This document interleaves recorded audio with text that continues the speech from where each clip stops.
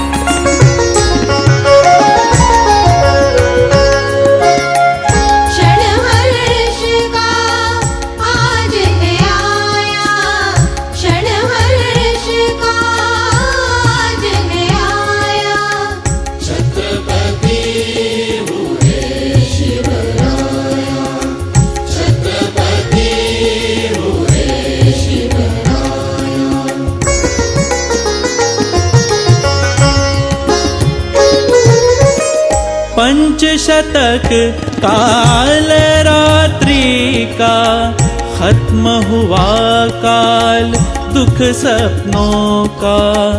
पंचशतक काल रात्रि का खत्म हुआ काल दुख सपनों का.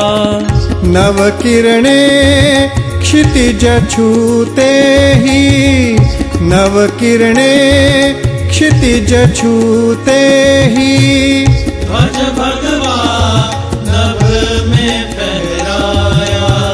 छत्रपति हुए शिवराया, छत्रपति हुए शिवराया.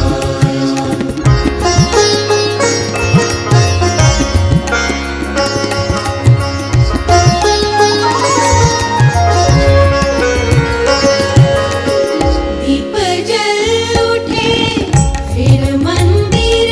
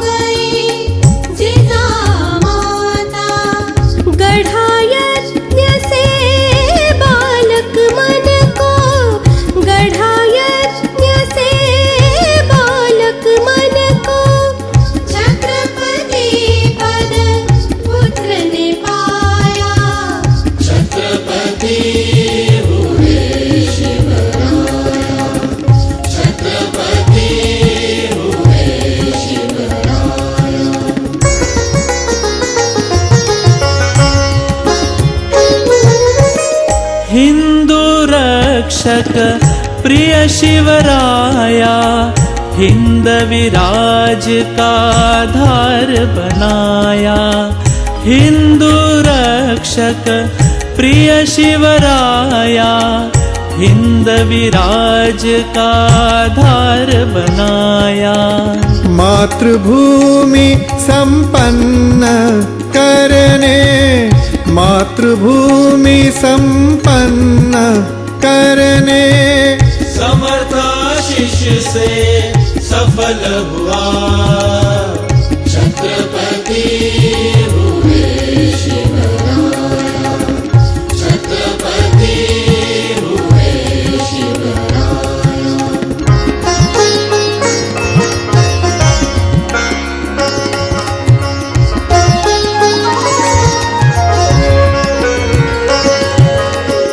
एकजुट मावनों की शक्ति, शायद के प्रत्यक्ष रणचंडी।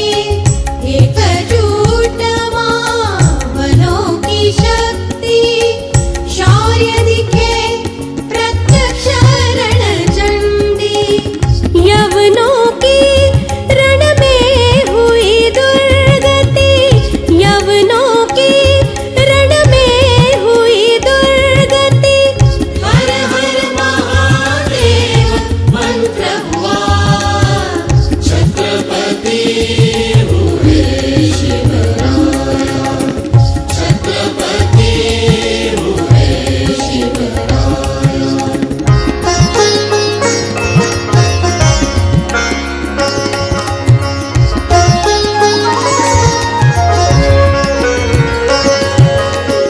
अन्यायी का बलात्कार, अन्यायी का बलात्कार। न्याय युग का ये उषकार, न्याय युग का ये उषकार। शिव बाके कर्तृत्व विशाल, शिव बाके कर्तृत्व विशाल। स्वराज स्थापने सफल हुआ। छत्रपति हुए शिवराया, छत्रपति हुए शिवराया।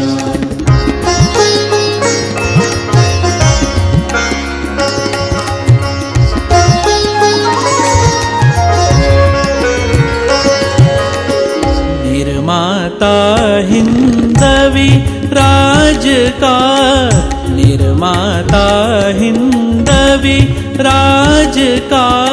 स्वयं विधाता ये स्वराज का, स्वयं विधाता ये स्वराज का। राज्य श्री का मुख से बोला, राज्य श्री का मुख से बोला। शिव अवतार है ये शिवराया, शिव अवतार है ये शिवराया, शिव अवतार है ये शिवराया, शिव अवतार है ये शिवराया, शिव अवतार है ये शिवराया।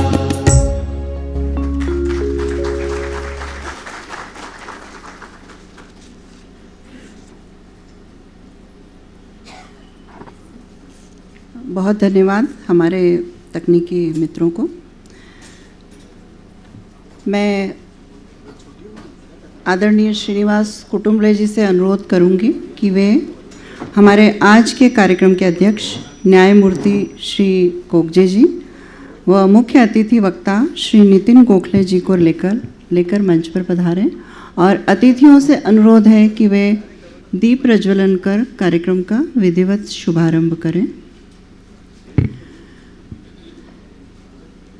मैं सभागृह में उपस्थित कई गणमान्य नागरिक हैं, उनका अभिनंदन करती हूँ। आदरणीय कृष्ण कुमार अष्ठाना जी उपस्थित हैं, उनकी उपस्थिति मान्य करती हूँ। श्री अनिल त्रिवेदी जी, सुधाकर काले सर, जयंत भिसे जी, जवलेकर जी, अश्विन खरे जी, मुकुंद कुलकर्णी दादा, आदरणीय नारंग सर, आप सभी की उपस्थिति को मान्य करती हूँ, अभिनंदन करती हूँ।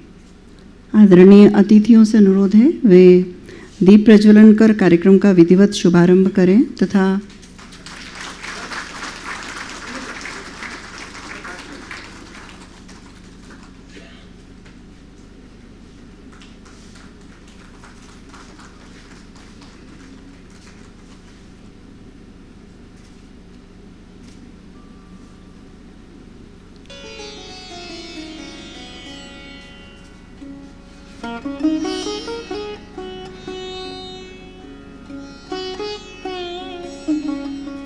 अतिथियों से अनुरोध है कि वे छत्रपति शिवाजी महाराज की तस्वीर के समक्ष पुष्प अर्पित करें।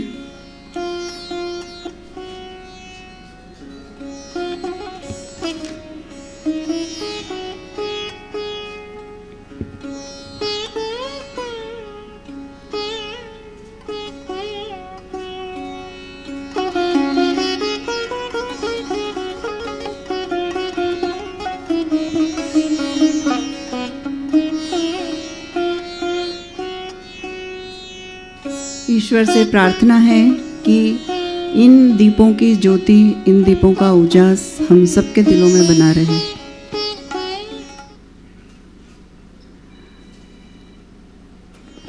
आदरणीय अतिथि कृपया मंचासीन हो। कुटुंबले जी,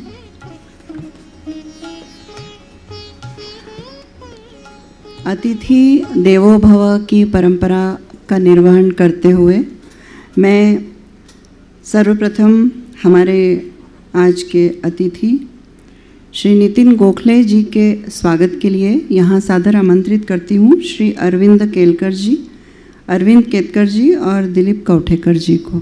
कृपया मंच पर पधारें। श्री अरविंद जी और दिलीप कौठेकर जी नितिन गोखले जी के स्वागत के लिए मंच पर पधारें।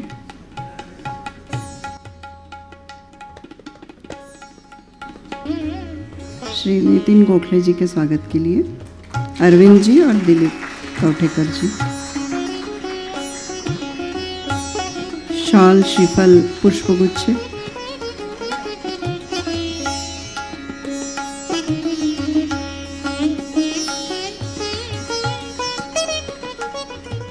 आदरणीय दर्पण भालेराव जी और मिलिंद दांडेकर जी तैयार रहें कृपया।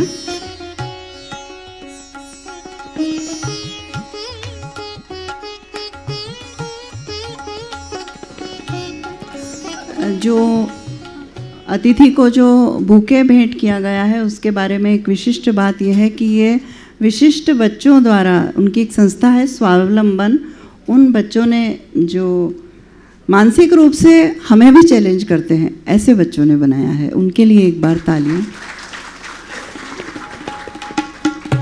कार्यक्रम के अध्यक्ष आदरणीय कोगजे जी के स्वागत के लिए मैं आमंत्रित करती हूँ दर्पण भालेराव जी और डॉक्टर मिलिंद दांडेकर को। कृपया आएं और श्री कोगजे जी का स्वागत करेंगे।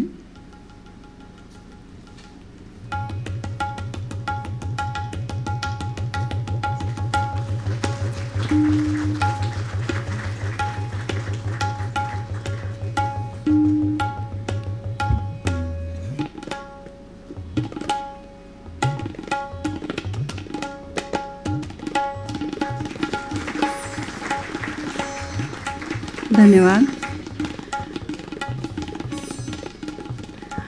छत्रपति शिवाजी महाराज ने मजबूत खुफिया प्रणाली बनाई थी। कहते हैं कि खुफिया प्रणाली की शायद एक अनिवार्य शर्त ये होगी कि पहले से सचेत और सतर्क रहना इसका सबसे बड़ा हथियार होता है। और एक कुशल शासक वो है जो दुश्मन की ताकत और कमज़ोरी दोनों जानता है।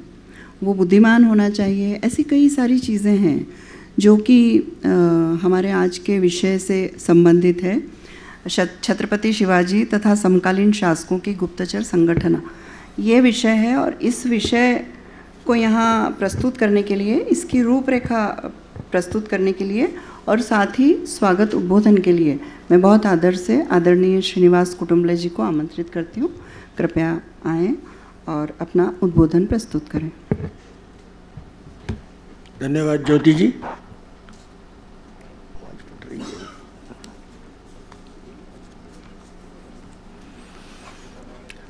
मान्यवर नमस्कार। आज दिनांक 6 जून 2024 छत्रपति शिवाजी महाराज के 351वें राज्याभिषेक दिवस की सभी को हार्दिक शुभकामनाएं और बधाइयाँ। युग प्रवर्तक छत्रपति शिवाजी महाराज का जीवन चरित्र इतिहास में विलक्षण, अद्भुत और चमत्कारी व्यक्तित्व के रूप में छाया हुआ है। मुगल, आदिल शाह, निजाम जैसे तत्कालीन राज्यकर्ताओं की अपार शक्ति और बर्बरता को ललकारने वाले और परास्त करने वाले इस वामन योद्धा की कार्यशैली, युद्ध नीति, राज्य नीति और समग्र जीवन विलक्षण, आकर्षित और मोहित करने वाला है और एक विराट स्वरूप प्रस्तुत करने वाला है। वैसे देखा जाए तो प्रारंभिक काल में शिवाजी महाराज का तत्कालीन राज महाराष्ट्र के आज के सिर्फ 6 जिलों के बराबर था। अखंडित हिंदुस्तान का आकार देखें तो यह लगभग नगण्य है। फिर इसका इतना महत्व क्यों? इस पर ध्यान में आता है कि मुस्लिम आक्रमण के 500 वर्ष के कालखंड में सिर्फ शिवाजी नामक राजा ने अपने साथियों को एकत्रित कर मुस्लिम आक्रांताओं का सामना किया तथा प्रजाजनों में एक अपूर्व विश्वास और स्वाभिमान जागृत किया। जब मुगल सम्राट औरंगजेब के ध्यान में ये बात आई कि अगर यह भावना हिंदुस्तान के अन्य मार्गों में फैल जाएगी तो हिंदू प्रजा एकत्रित होने लगेगी और मुस्लिम राज्य समाप्त होने में देर नहीं लगेगी। और इसी कारण औरंगजेब ने अपनी सारी शक्ति शिवाजी को ख़त्म करने में लगा दी थी। अपनी ज़िंदगी के आखिरी 26 साल औरंगजेब महाराष्ट्र में ही डटा रहा और अंत में यहीं उसकी मौत भी हुई। यहीं से शिवाजी ने प्रजा में जागृत स्वाभिमान की भावना का महत्व ध्यान में आता है। इतिहास के इस महापुरुष के जीवन का अध्ययन आज के समाज तथा युवाओं को नई चेतना, उत्साह और साहस की प्रेरणा दे सकता है, राष्ट्र निर्माण की दिशा दे सकता है। वर्तमान में सामाजिक, राष्ट्रीय और राजनीतिक विचारधाराएं प्रदूषित हो रही है और संगठित होने के बजाय विघटित हो रही है। शिवाजी का युद्ध शास्त्र अपना था तो नीति शास्त्र भी। शिवाजी के नीति शास्त्र और उनके राजनीति के सूत्रों के भारत के स्वतंत्रता संग्राम की बुनावट हुई। उनकी म्यान से तलवार तभी निकलती थी जब धर्म और नीति का आदेश होता था। संगठन में उनका दृढ़ विश्वास था। राज्याभिषेक के दिन जिन 8 प्रधानों को उन्होंने दायित्व सौंपा वे शिवाजी के राजनीतिक निश्चय के साकार रूप थे। राज्याभिषेक के तत्काल बाद दक्षिण में स्वराज्य स्थापना के लिए शिवाजी का प्रस्थान और उनकी दक्षिण विजय को भारत के इतिहास में युगांतकारी माना जाता है। शिवाजी जैसे वीर और धर्मनिष्ठ थे। समर्थ गुरु रामदास से वे सदैव प्रेरणा लेते थे। दासबोध उनका कवच था।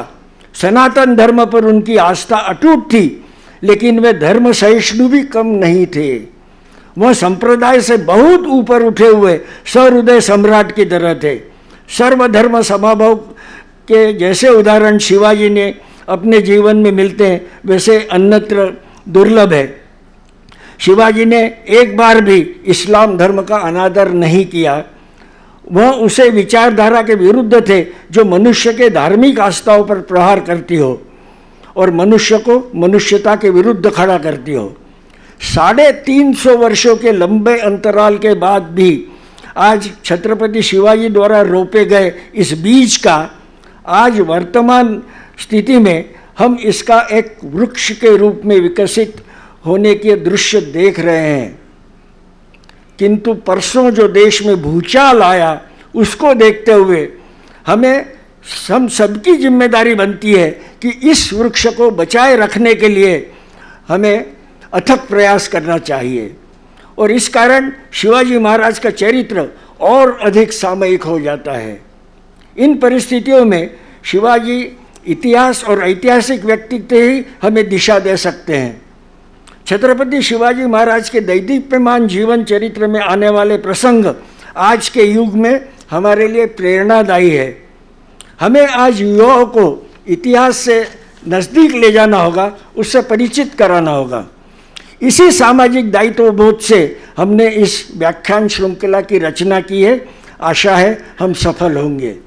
सुशीला कला मंच की ओर से स्वर्गीय शोभा कुटुंबले की स्मृति में व्याख्यानमाला के 7वें पुष्प में मैं आपका हार्दिक स्वागत करता हूं, अभिनंदन करता हूं।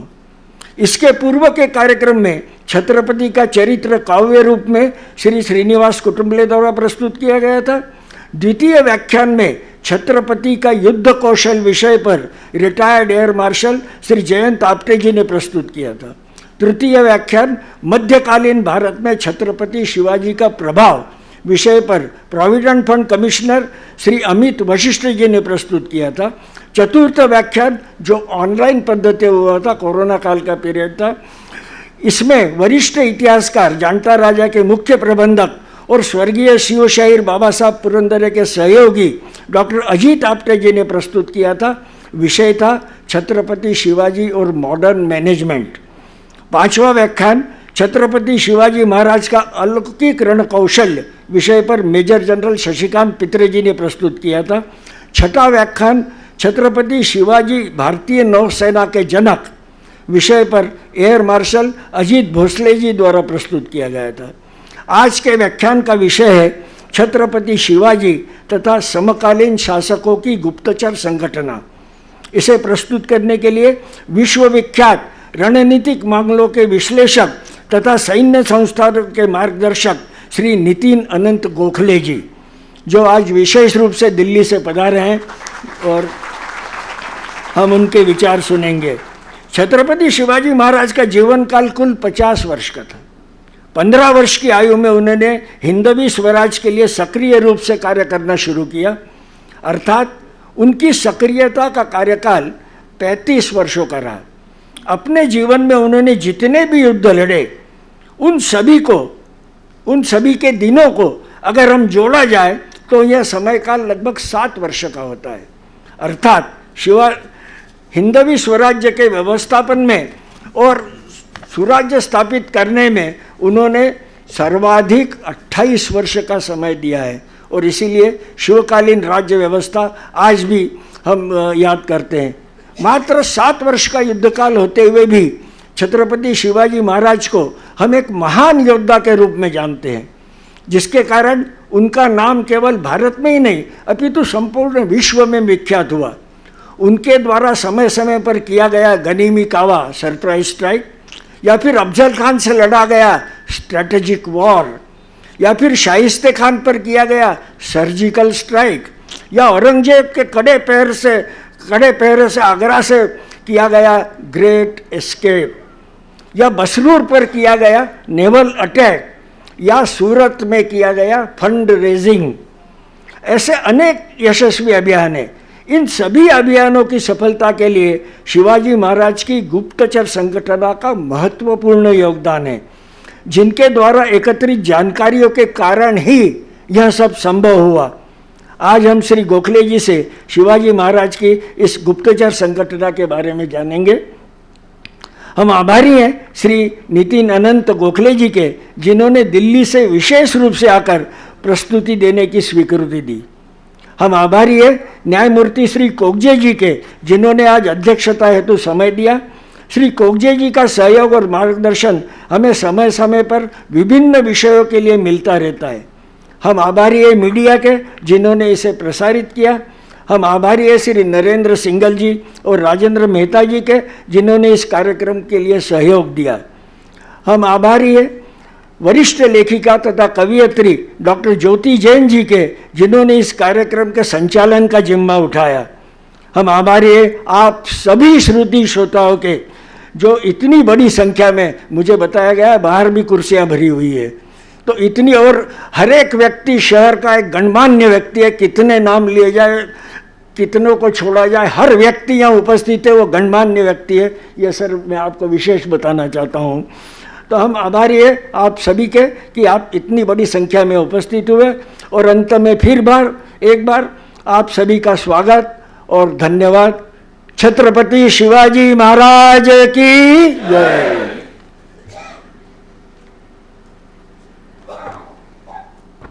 धन्यवाद कुटुम्बले जी। पहले तो मैं स्पष्ट कर दूं कि मैं डॉक्टर ज्योति जैन नहीं हूं, डॉक्टरेट नहीं है। कुटुम्बले जी ने शायद गलती से कह दिया है। मैं पढ़ाई में इतनी कमज़ोर रही कि पीएचडी कर ही नहीं सकती थी। कुटुम्बले जी ने अपने उद्बोधन में बहुत सही कहा है, क्योंकि हमें इस चीज़ को समझना होगा कि संगठन, नेतृत्व की क्षमता जो है वो संगठन की शक्ति है, और संगठन संगठित है तभी नेतृत्व मजबूत हो पाएगा। हमें यहाँ अपने अधिकारों के साथ साथ कर्तव्यों को ध्यान में रखना होगा, कर्तव्यों को संज्ञान में लाना होगा। ये नहीं कि किसी कुंड में दूध डालना है तो हम ये मान के चलें कि सामने वाला तो दूध डालेगा ही, हम तो पानी डालकर आ जाएं।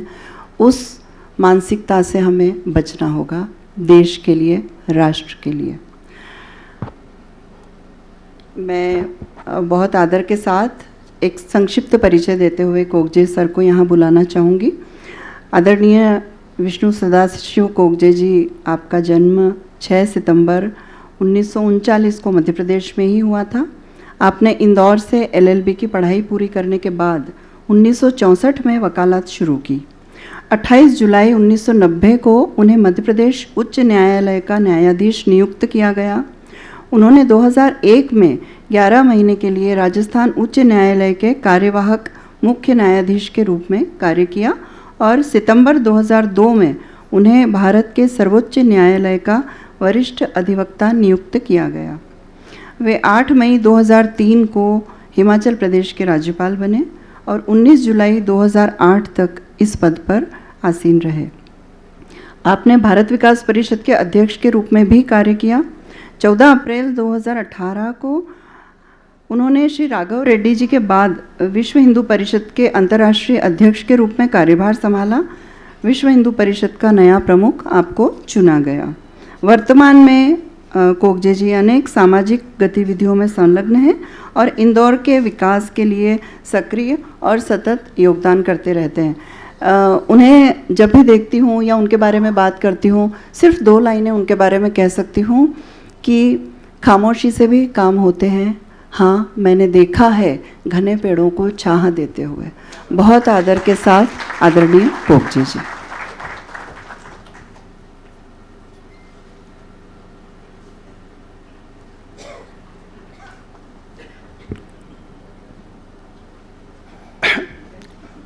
आज के आयोजन के मुख्य वक्ता श्री नितिन गोखले जी,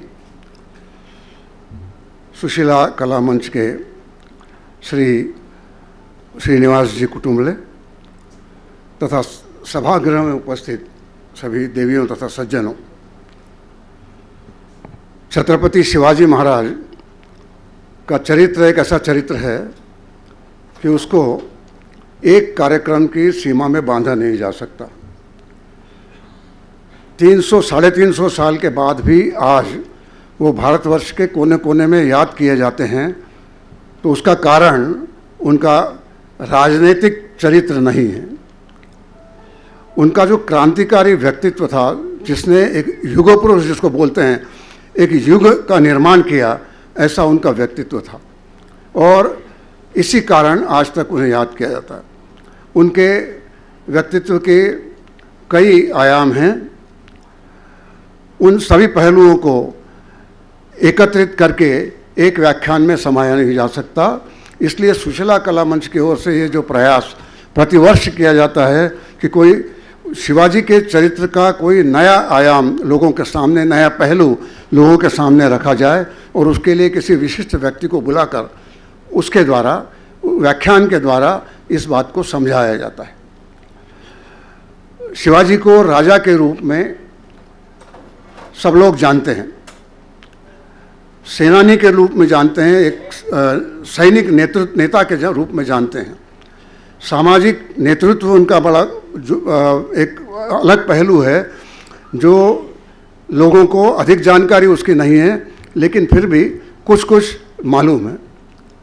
लेकिन आज का जो पहलू है गुप्तचर संगठना का, ये मैंने तो पहली बार मैं सुन रहा हूँ कि शिवाजी के समय की गुप्तचर संस्था के ऊपर कोई विशिष्ट व्याख्यान हो रहा है। वास्तव में शिवाजी ने कई प्रकार के कार्य किए, वो सामने आए। इतिहास की पुस्तकों में हम बचपन से मराठी में जो लोग पढ़े हैं उनको कई ये सब पता है कि बहिर्जी नायक, येसाजी कंक वगैरह उनके जो सहयोगी थे वो गुप्तचर का काम करते थे।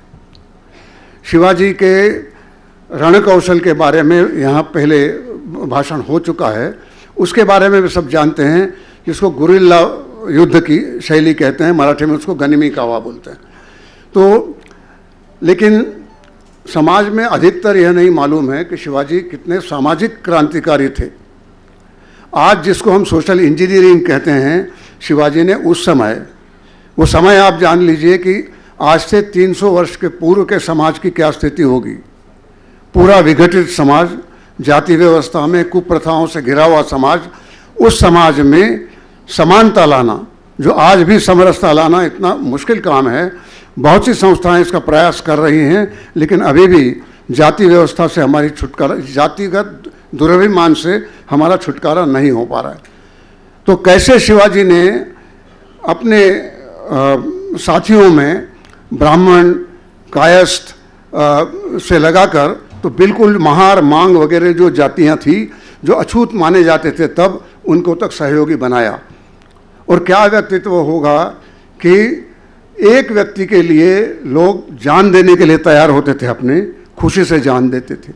तो सामाजिक ताना बना, उन्होंने जो सामाजिक वो निकाला, उसी का आगे चलकर यह प्रयोग हुआ कि मराठा पेशवा ने ब्राह्मण को, मराठा राजा ने ब्राह्मण को पेशवा बनाया और पेशवाओं ने मराठाओं को राजा बनाया।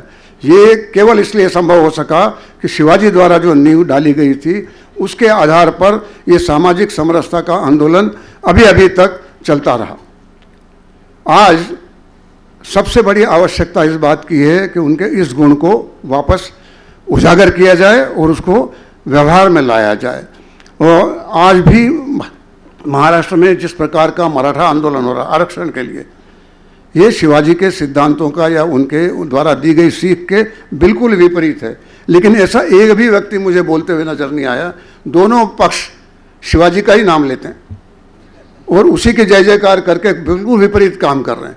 तो ये इसलिए हो रहा है कि हमको उसकी जानकारी नहीं। आज ये जो विषय आज गुप्तचर संगठना का लिया है, ये भी बहुत महत्वपूर्ण विषय इसलिए है कि शिवाजी के पास साधनों की कमी थी, मानव संसाधन कम था, सेना कम थी। बड़ी लाख लाख की मुगलों की सेना को परास्त करना हो तो ऐसा नहीं किया जा सकता था कि उनसे बड़ी सेना इकट्ठी करके एकदम कहीं भी भिड़ जाओ और उनको उनसे जीत पा लो। तभी जीत पा सकते थे कि उनके जो वीक पॉइंट्स थे, कहाँ कहाँ पर सेना कम है, कहाँ पर वो लोग गाफिल हैं, ऐसी जगहों पर जब तक आपको गुप्तचर संगठन के द्वारा ये जानकारी नहीं मिलती तो किलों पर आक्रमण करना, किला हस्तगत करना असंभव था। इसी प्रकार से अगर किले में अगर फंस गए, वहाँ से भागना हो तो गुप्तचर संगठन के बगैर ये संभव ही नहीं था। तो उस समय की गुप्तचर संगठन जिसके पास न स्पेस अपने कैमरास थे, न वीडियोग्राफी थी, न रिमोट सेंसिंग था, न सैटेलाइट्स थे, कोई भी टेक्नोलॉजी न होते हुए केवल मनुष्य के ऊपर ही विश्वास करके करना पड़ता था। और हर बात, कोई स्पाई कैमरा नहीं था, खुद को ही जाके वापस आके बताना पड़ता था। कोई ऐसी व्यवस्था नहीं थी कि वहाँ से वीडियोग्राफी की और उसको पास ऑन कर दिया बेटे और 5-7 सेकंड में वो आपके मोबाइल में आ गया, ये स्थिति नहीं थी। उस व्यक्ति को अपने जान पर खेलना पड़ता था। वो अपनी जान पे खेलकर उतने अध्ययन करके पता करके वापस आकर आपको जब बताएगा तभी वो पता लगता था। और गुप्तचरों की बातों में एक बात ये है कि गुप्तचरी में केवल इतनी बात नहीं है कि लोगों का जो गुप्त बातें हैं उसे हम किस तरीके से प्राप्त करें, हमारी गुप्त बातें कैसे बचाएं, ये सबसे बड़ी बात है। आज उस समय भी हमारे में कोई ऐसा व्यक्ति न हो जो हमारी बातें दूसरे को बताता हो। इस पर भी आपको नियंत्रण रखना पड़ता था और जागरूक रहना पड़ता था। उसके लिए भी गुप्तचरों की व्यवस्था करना पड़ती थी कि हम में से कौन फूट रहा है। तो ये बहुत बड़ा ये था। आज की स्थिति में भी यही है। गुप्तचर द्वारा दी गई जानकारी का कितना महत्व होता है वह आज अभी अभी हुए चुनावों में आपको पता लगा होगा कि इतनी सीटें हार गए, पता ही नहीं लगा क्या था। गुप्तचरों की संगठन फिर पार्टी का हो या किसी का भी पता ही नहीं लगना। ये आज लोकतंत्र में भी इसकी आवश्यकता है। और मैं अधिक समय नहीं लूँगा क्योंकि मुझे भी बड़ी उत्सुकता है कि नितिन जी क्या नए आयाम बताते हैं। शिवाजी के चरित्र का ये अनछुआ पहलू आपके सामने वो रख रहे हैं। इसके लिए मैं उनका अभिनंदन करता हूँ, उनको धन्यवाद देता हूँ। और आप सबको भी यहाँ इतनी बड़ी संख्या में उपस्थित होकर ये जो कार्यक्रम हर प्रतिवर्ष छत्रपति शिवाजी के राज्याभिषेक के दिन श्रीनिवास जी कुटुंबले चलाते हैं, उसके लिए मैं उनका भी अभिनंदन करता हूँ और सुशीला कला मंच के सभी साथियों का आभार व्यक्त करते हुए अपना स्थान ग्रहण करता हूँ। धन्यवाद।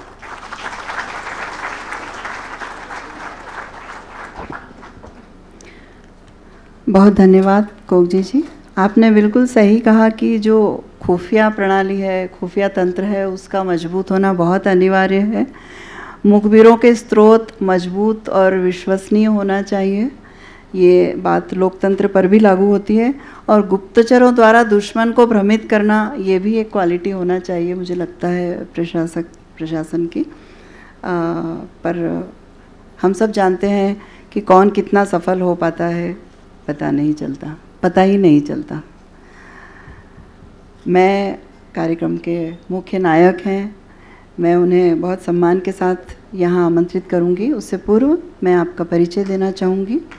श्री नितिन अनंत गोखले जी एक संचार विशेषज्ञ, मीडिया उद्यमी, रणनीतिक मामलों के विश्लेषक तथा सैन्य इतिहास, विद्रोह और युद्धों पर 1 दर्जन से अधिक पुस्तकों के लेखक हैं। दक्षिण एशिया के प्रमुख रणनीतिक विश्लेषकों में से एक गोखले जी पारंपरिक मीडिया से आगे बढ़कर एक स्वतंत्र मीडिया उद्यमी बन गए हैं, जो सैन्य संस्थानों, कॉरपोरेट्स और व्यक्तियों के लिए संचार में परामर्श और प्रशिक्षण कार्यशालाओं के अलावा स्वयं के 3 विशिष्ट डिजिटल प्लेटफॉर्म चला रहे हैं। 1983 में पत्रकारिता में अपने कैरियर की शुरुआत करते हुए गोखले जी ने पिछले 41 वर्षों में प्रिंट, प्रसारण और डिजिटल क्षेत्र में पूरे क्षेत्र का विस्तार किया है। संघर्ष कवरेज के विशेषज्ञ गोखले जी ने 1983 से 2006 के बीच 23 वर्षों तक भारत के उत्तर पूर्व में रहकर रिपोर्टिंग की। 1999 की गर्मियों में कारगिल में मैदान पर रहे और 2006 से 2009 के बीच आप श्रीलंका के इलम युद्ध आईवी से लाइव कवरेज भी हमारे लिए लेकर आए।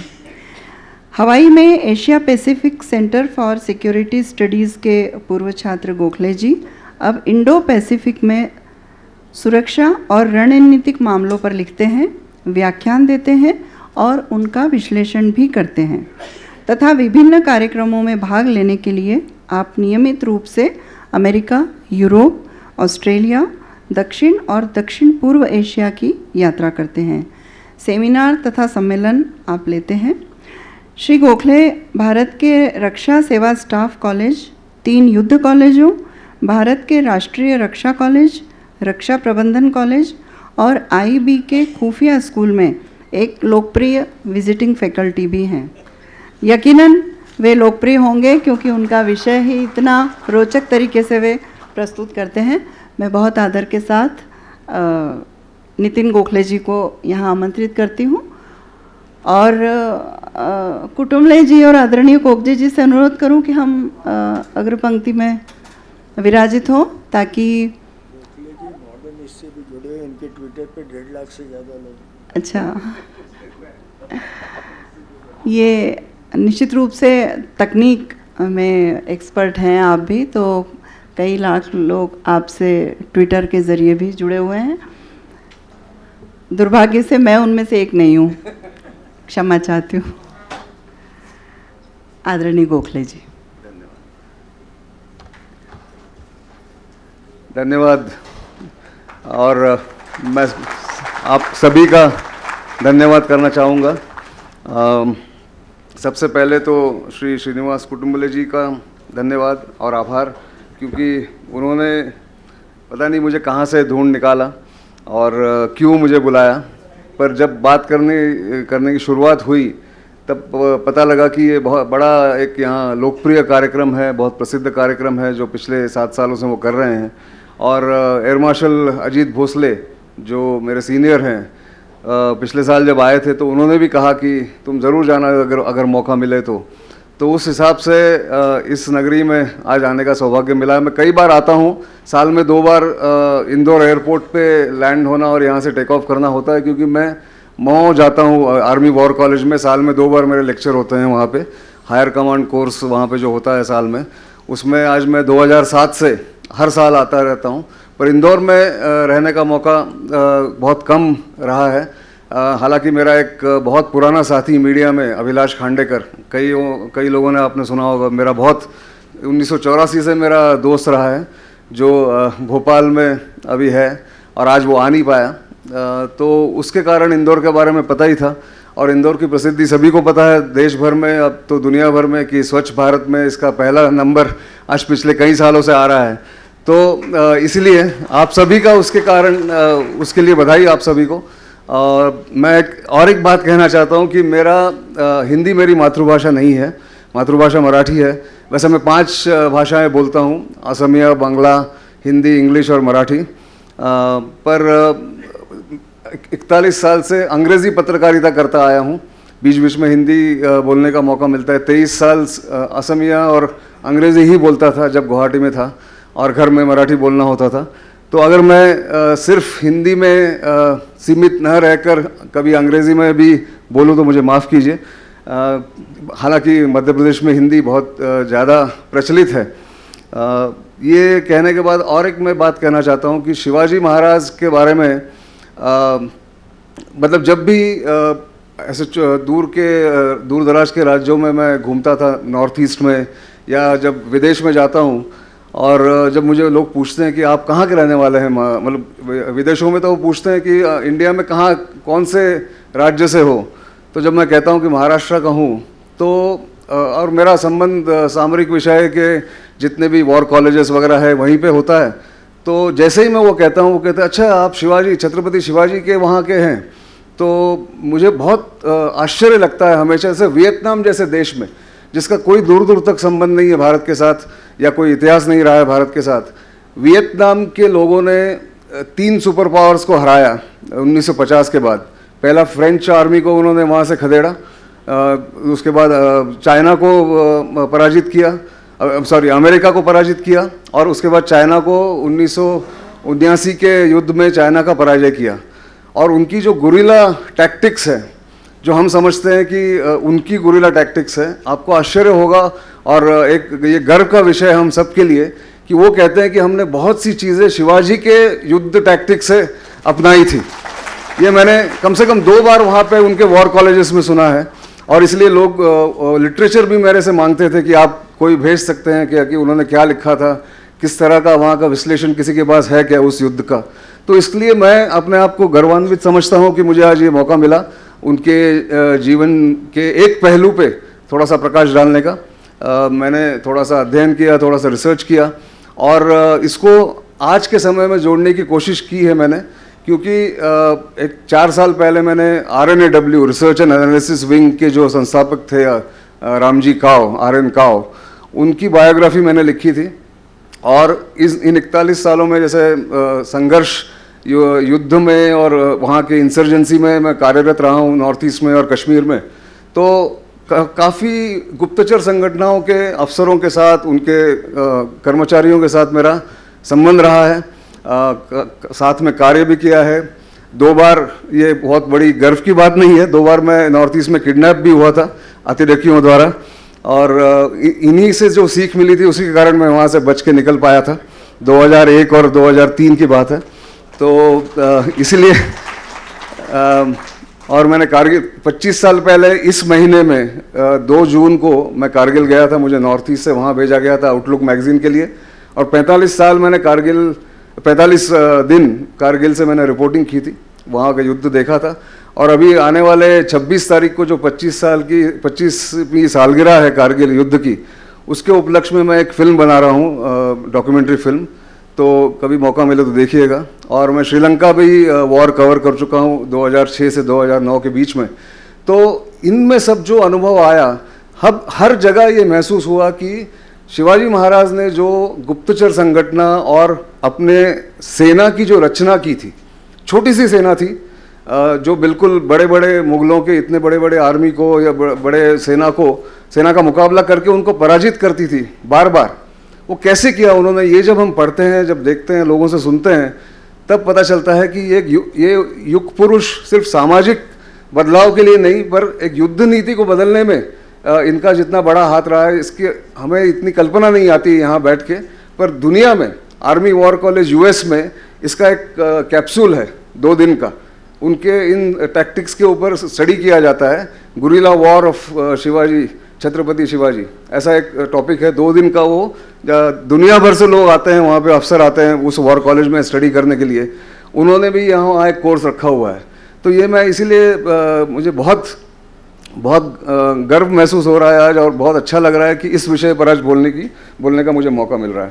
तो थोड़ा सा एक स्लाइड हमने पावर पॉइंट भी किया हुआ है, और उससे थोड़ा सा इंटरेस्ट भी आएगा आपको, सिर्फ मेरे बोलने से ज़्यादा। धन्यवाद। मेरी आवाज़ आ रही है आप सबको? तो मैं ये कहना चाह रहा था कि छत्रपति शिवाजी का जो गुप्तचर अभियान ही नहीं, और उनकी संगठना के बारे में भी मैं थोड़ा सा आपको विस्तृत से बताने की कोशिश करूँगा। तो अगर आप देखें,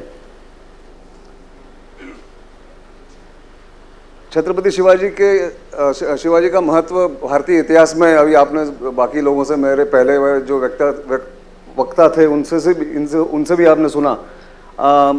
मैं एक बात कहना चाहता हूँ कि जब भी मैं चाइना जाता था, आजकल चाइना जाना मेरा बंद हो गया है, उनके साथ झगड़ा हो गया, फिर उन्होंने मुझे थ्रेटन किया, इसलिए मैं अभी डरता हूँ जाने से कि कहीं वहीं रोक न लें। जैसे दोस्त कहते हैं कि आप जा तो पाओगे, पर आओगे कि नहीं इसकी कोई गारंटी नहीं है, इसलिए मैं जाता नहीं हूँ। तो चीनी लोग अपने 19वीं सदी के बारे में बात करते हैं, सेंचुरी ऑफ ह्यूमिलिएशन, कि जापानीज़ लोगों ने उनके ऊपर आक्रमण किया, उनको ऑक्यूपेशन किया, और उस अपमान का बदला लेने के लिए वो अब जो भी कर रहे हैं, एग्रेसिवनेस उनका जो दिखता है साउथ ईस्ट एशिया में या दुनिया भर, भारत के खिलाफ, ताइवान के खिलाफ, अमेरिका के खिलाफ, वो यहाँ से पैदा हुआ है, ऐसे चीनी लोग कहते हैं। भारत का इतिहास अगर देखें, 500 साल 600 साल अगर देखें, 500 साल मुगलों का इतिहास, मुगलों के आक्रमण, मुगलों के जुल्म, और फिर अंग्रेज़ों द्वारा भारत के ऊपर राज्य करना 200 साल तक। उस ज़माने में छत्रपति शिवाजी ने हिंदवी स्वराज की स्थापना की थी। और आपको पता है कि तंजौर से लेकर या तमिलनाडु से लेकर अटोक तक बाद में मराठा साम्राज्य जो फैला था कुछ सालों के लिए, वो इसकी नींव छत्रपति शिवाजी ने रखी थी। और उस समय उनके 3 बड़े शत्रु थे, जैसे कुटुंबले जी ने भी कहा, जस्टिस कोकजे जी ने भी कहा कि आदिल शाही निज़ाम और औरंगजेब। मुग़ल साम्राज्य जो था इतना शक्तिशाली था, उनका सैन्य बहुत बड़ा था, उनके पास पैसे बहुत थे, सुबत्ता थी उनके पास, पूरे भारत भर उनके सैनिक फैले हुए थे, उनके सेनापति फैले हुए थे, राजपूत भी उनको शरण हो गए थे राजस्थान में या मारवाड़ में। तो उस समय उनके मुकाबले शिवाजी की शक्ति या मराठा हिंदवी स्वराज की शक्ति बहुत कम थी, बहुत ही कम थी। तो गुरिल्ला राजनीति एक तरफ, जहाँ पे आपने युद्ध में लोगों को पराजित किया या उनको मारा या उनको पकड़ा, वो युद्ध नीति थी। पर युद्ध नीति से पहले का जो स्टेज होता है किसी भी वॉर में, किसी भी संघर्ष में, उसमें जो उन्होंने एक मजबूत खुफिया गुप्तचर संगठन अपनी जो बनाई और प्रणाली बनाई, वो समझने लायक है और आज का विषय भी वही है, इसलिए उसके ऊपर अब मैं थोड़ा सा आऊँगा कि प्रयोग उन्होंने क्यों किया। गुप्तचर प्रणाली का प्रयोग उन्होंने इसलिए किया कि उन्हें ये समझ में आया था कि अगर एडवांस इंफॉर्मेशन शत्रु के बारे में हमारे पास नहीं मिले या हमारे पास नहीं हो, उनका वीकनेस क्या है, उनके पास स्ट्रेंथ क्या है, उनके पास सैनिक कितने हैं, उनके पास गोला बारूद कितना है और उनकी रसद कहाँ से आती है, खाना पीना कौन बनाता है, ये अगर पता नहीं चला तो हम उनके ऊपर, उनकी जो वीक पॉइंट है उसके ऊपर हम वार नहीं कर पाएंगे। और उस वीक पॉइंट को वार करने के लिए, उसके ऊपर वार करने के लिए हमें एडवांस इन्फॉर्मेशन चाहिए। इन्फॉर्मेशन कैसे मिलेगी? तो आपको या तो बहुत बड़ी शक्ति वहाँ, बहुत व्यक्ति आपके उस खेमे में होने चाहिए जो आपको इन्फॉर्मेशन देंगे, या फिर आपको ऐसा अवसर ढूंढना पड़ेगा जहाँ पे आप उसका असेसमेंट कर सकते हैं कि उसकी ताकत क्या है, उसका वीकनेस क्या है। तो उन्होंने हमेशा, आप अगर कोई भी युद्ध देख ले, महाराज शिवाजी ने जहाँ जहाँ युद्ध किया, उस युद्ध की पार्श्वभूमि देखे या उस युद्ध का स्थान देखिए, वो स्थान हमेशा उन्होंने अपने चॉइस से उस स्थान पे लड़ाई की।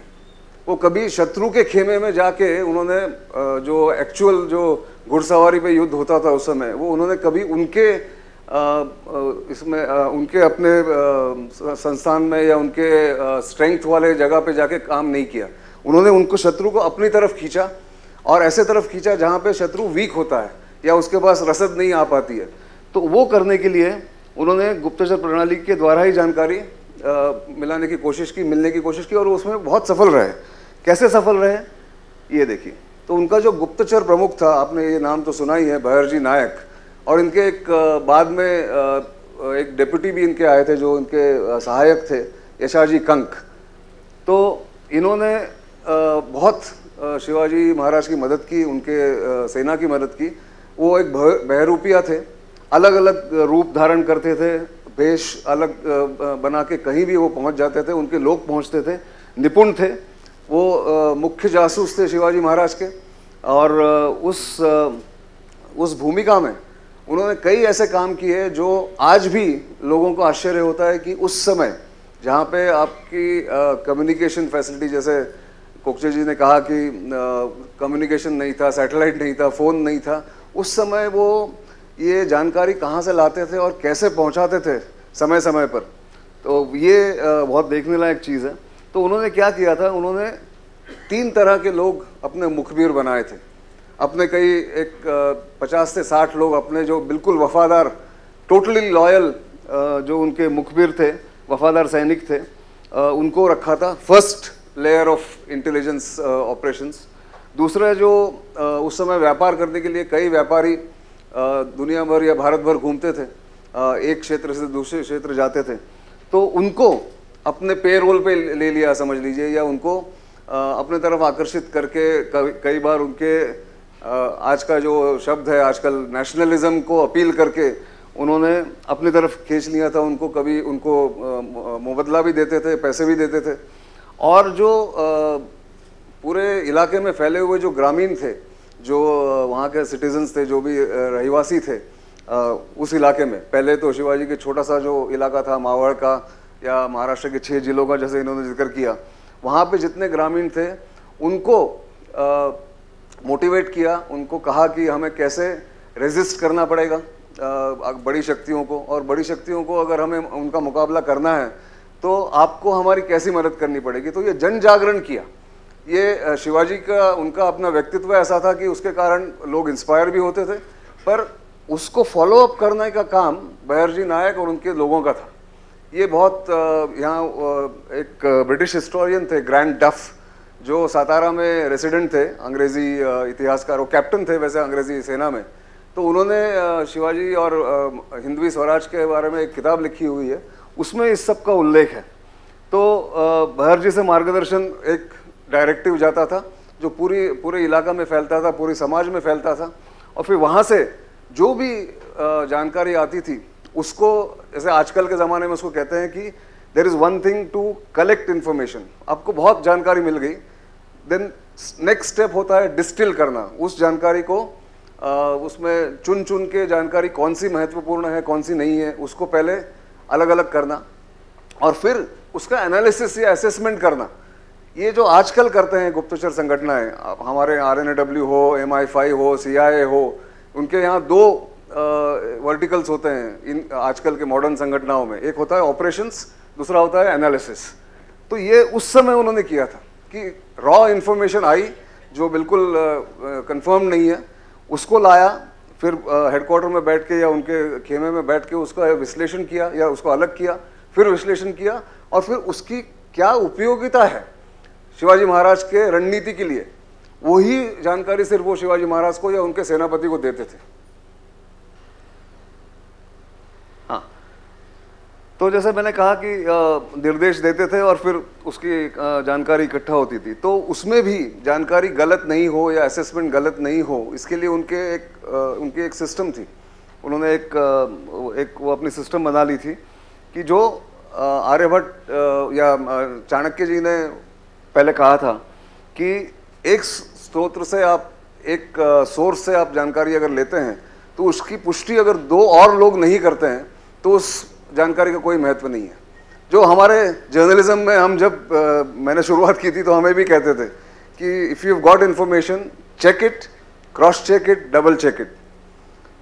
दुख की बात है आजकल वो होता नहीं है, वो अलग बात है मीडिया में, पर ये बहुत पुरानी टेक्निक है कि एक अगर जानकारी आपको मिली है तो उसकी पुष्टि कम से कम दो और लोगों के द्वारा होनी चाहिए, तभी उस जानकारी का कोई महत्व होगा या जानकारी उपयोगी होगी। ये बहरजी नायक के संगठना में ये एक बहुत बड़ा कानून था, बड़ा नियम था। तो उसमें और भी एक प्रकार होता है, जैसे कहा गया कि काउंटर इंटेलिजेंस। एक तो आपने दुश्मन से जानकारी प्राप्त करने की कोशिश की, दुश्मन के बारे में, दुश्मन के खेमे के बारे में। दूसरा, दुश्मन के माइंड में कंफ्यूजन पैदा करना, ये भी एक टैक्टिक था। साइकोलॉजिकल वॉरफेयर कहिए, डिसेप्शन कहिए, डिसइंफॉर्मेशन कहिए, आजकल के ये सब शब्द हैं जो आजकल प्रचलित हैं। तो ये बिना शब्दों का उपयोग करते हुए उस समय इसका कार्य होता था, उस समय इसका उपयोग होता था। तो जैसे वो बहरजी ने माध्यम से दुश्मन की जानकारी एकत्रित की, गहन चर्चा हुई, और वो जो कहावत है कि साम दाम दंड भेद जो इस्तेमाल करना है जानकारी मिलने के लिए वो करते थे। कभी किसी को ब्लैकमेल किया, कभी किसी को पैसे दिए, प्रलोभन दिया, कभी किसी को उसके विवेक को ललकारा, ऐसे करके इन्होंने जानकारी इकट्ठा की थी। फिर वो जब शिवाजी के सरदारों के पास आती थी, सेनापतियों के पास आती थी, फिर वो लोग बैठ के उसका विचार विमर्श करते थे, और फिर अगर इस तरफ वार करना है तो एक ऐसी खबर फैलाई जाती थी बहरजी के नेटवर्क द्वारा कि हमला इस तरफ होगा, उल्टी तरफ, डिसेप्शन के लिए। तो उसके लिए फिर ग्रामीणों का उपयोग किया जाता था, व्यापारियों का उपयोग किया जाता था कि शिवाजी शायद उस तरफ जाने वाला है, तो 2-3 घोड़े या 10 लोगों का एक दल उस तरफ दौड़ा देते थे और हल्ला इस तरफ करते थे। सो डिसेप्शन, गुरिल्ला वॉरफेयर का एक नियम है कि आपको सबसे पहले माइंड में कंफ्यूजन करना होगा आपके दुश्मन के, because the war is one and lost in the mind. और ये कई बार उन्होंने वो दिखा दिया था अपने युद्ध में, जितने भी युद्ध उन्होंने किए थे। तो जैसे अभी आप देखिए, दुश्मन को भ्रमित करने की एक उदाहरण कौन सा था, सूरत पर छापा, या फिर पावनखिंड की लड़ाई में उनका जो हमशक्ल था शिवा गार्दी, उसको उसका नाम मैं भूल गया, हाँ, काशिद, हाँ, तो काशिद, शिवा काशिद, तो उसको वहाँ भेज दिया और वो पावनखिंड से निकलने की उन्होंने कोशिश की, निकल भी गए, और बाजी प्रभु देशपांडे की वीरता हम सबको पता है, उन्होंने कैसे रोका। अभी तो उसके ऊपर एक फिल्म भी आई है शायद, इसकी अजय देवगन की फिल्म मैंने देखी नहीं है, पर लोग कहते हैं कि वो उसी के ऊपर है। और वहाँ पे पावनखिंड में उन्होंने ऐसे ही किया, हम शक्ल को एक रास्ते से भेजा, स्वयं दूसरे रास्ते से चले गए। तो ये डिसेप्शन, डिसइंफॉर्मेशन, मिस इन्फॉर्मेशन का इस्तेमाल उस समय 350 साल पहले ये उन्होंने किया था। इसीलिए आज भी इसकी स्टडी होती है, जैसे मैंने कहा, वियतनाम में हो या अमेरिका में हो, उनके टैक्टिक्स की वो एक उसकी पढ़ाई की जाती है। तो गलत सूचना और दुष्प्रचार और धोखे का एक उदाहरण ये था उम्बरखिंड की लड़ाई, क्योंकि शाइस्ता खान जब आया था तो 1 लाख सैनिकों के साथ महाराज को हराने के लिए औरंगजेब ने उन्हें भेजा था, कहा था कि इसको आप पराजय इसका करके उसको पकड़ के चाहे तो ले आइए।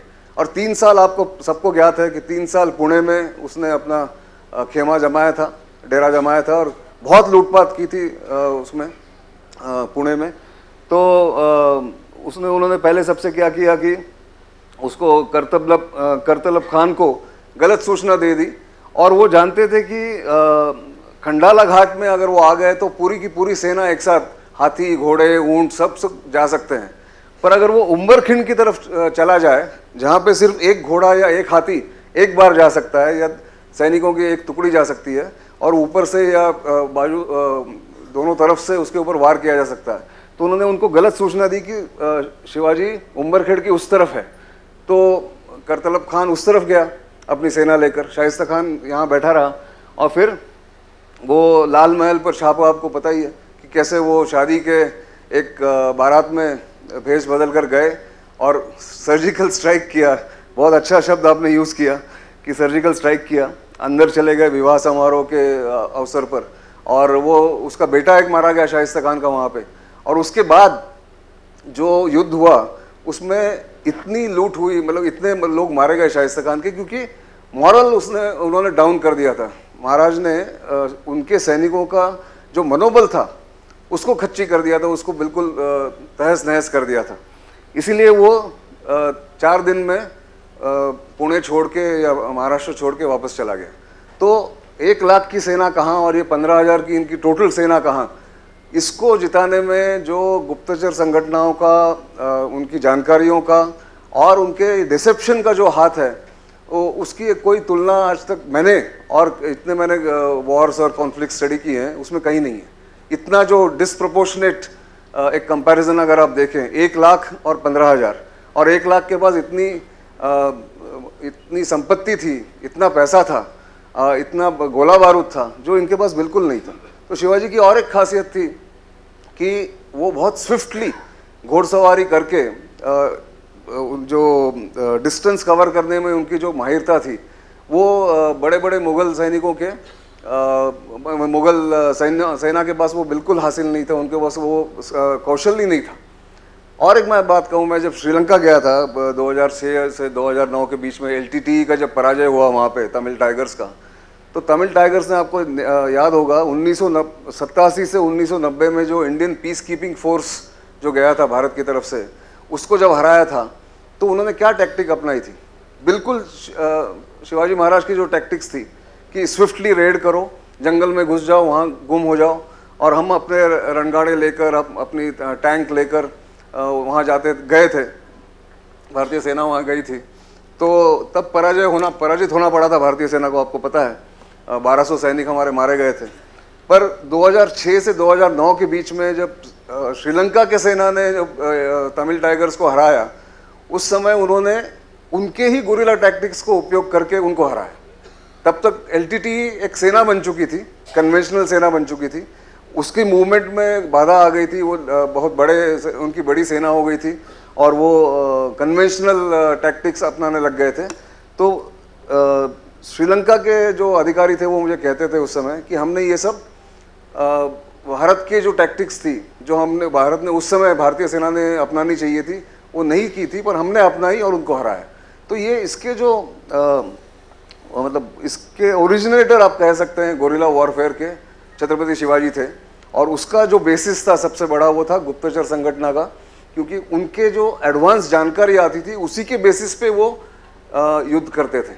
कभी उन्होंने बिना जानकारी के, बिना वहाँ से एडवांस इंफॉर्मेशन मिलने के पहले कभी उन्होंने ब्लाइंडली कभी किसी के ऊपर हमला नहीं किया। पूरे प्लानिंग से, पूरी मतलब उनकी ताकत को और उनके कमज़ोरी को समझ के फिर हमला किया, और उसमें गुप्तचर संगठन का बहुत बड़ा हाथ था।